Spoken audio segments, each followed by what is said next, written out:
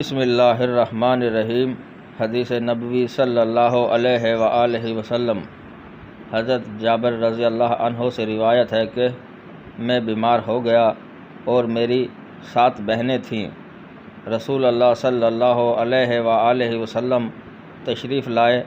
آپ نے میرے چہرے پر پھونک ماری، دم کیا تو مجھے افاقہ ہو گیا، اور میں نے عرض کیا، اے اللہ کے رسول، کیا میں اپنی بہنوں کے لیے تہائی مال کی وصیت نہ کر جاؤں؟ آپ نے فرمایا، احسان کر۔ میں نے کہا، آدھا مال؟ آپ نے فرمایا، احسان کر۔ پھر آپ تشریف لے گئے اور مجھے چھوڑ دیا اور فرمایا، اے جابر، میں نہیں سمجھتا کہ تم اس بیماری سے وفات پاؤ گے۔